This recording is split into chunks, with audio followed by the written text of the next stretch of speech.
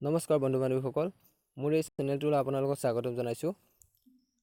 আপোনালোকৰ আগত কেইটামান জিকে প্ৰশ্ন লৈ আহিছোঁ প্ৰশ্ন উত্তৰ ঠিক আছে যদি ভিডিঅ'টো চাই ভাল পায় নিশ্চয় লাইক কমেণ্ট কৰিব আৰু সাবস্ক্ৰাইব কৰি ল'ব পলম নকৰি ভিডিঅ'টো আগবাঢ়িছোঁ 1 নম্বৰ প্ৰশ্নটো হ'ল স্বাধীন ভাৰতৰ প্ৰথম উপৰাষ্ট্ৰপতি কোন আছিল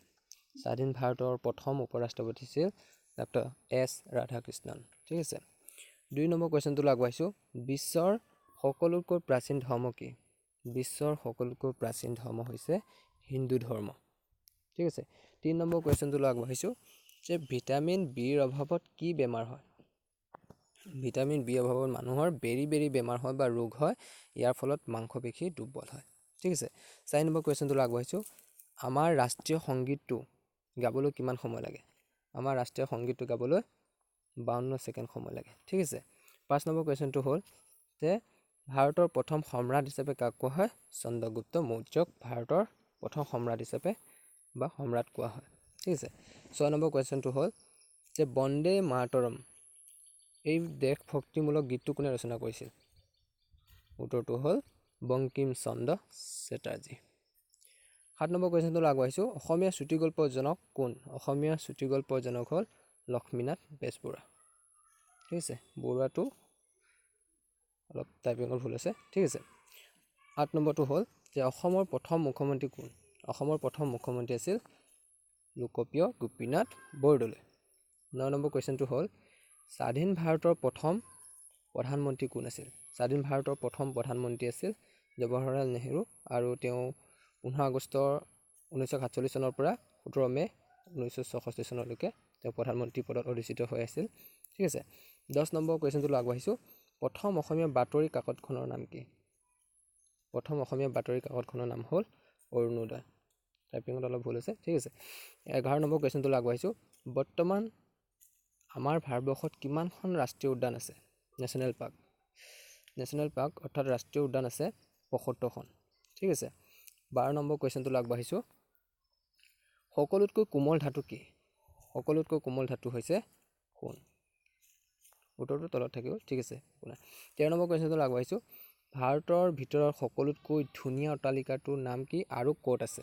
ঠিক আছে ভাৰতৰ ভিতৰত সকলোতকৈ ধুনীয়া অট্টালিকাটোৱে হৈছে তাজমহল আৰু ই আগ্ৰাত আছে 14 নম্বৰ কুৱেশ্যনটো হ'ল ভাৰত আৰু চীনৰ সীমা নিৰ্ধাৰণ কৰা লাইনডালক কি বোলে মেকমোহন লাইন ঠিক আছে 15 নম্বৰ কুৱেশ্যনটো হ'ল বৰ্তমান অসমত কিমানখন ডিস্ট্ৰিক্ট আছে অৰ্থাৎ জিলা আছে বৰ্তমান অসমত 33খন জিলা আছে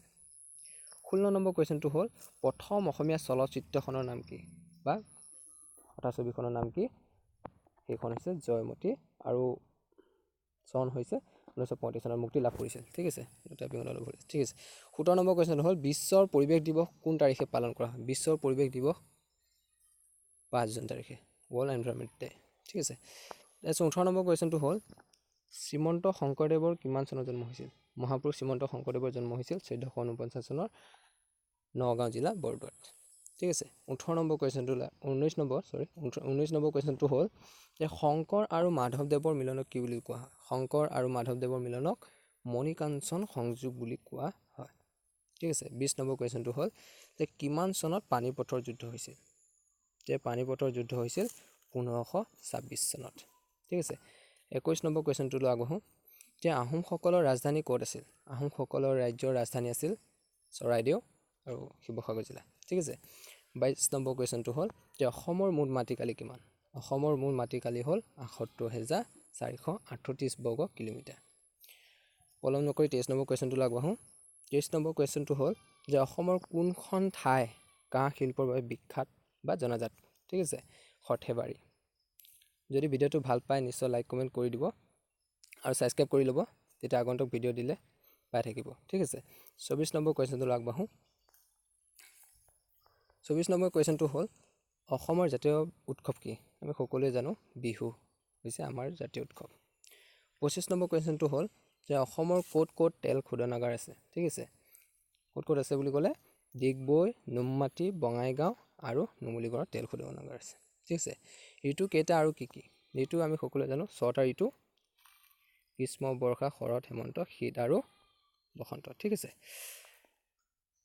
26 নম্বৰ কুৱেশ্যনটো শেষ হ'ল ইতিমধ্যে 27 নম্বৰ কুৱেশ্যনটো হ'ল যে ভিটামিন এৰ অভাৱত কি ৰোগ হয় ভিটামিন এৰ অভাৱত মানুহৰ কুকুৰী কণা ৰোগ হয় ঠিক আছে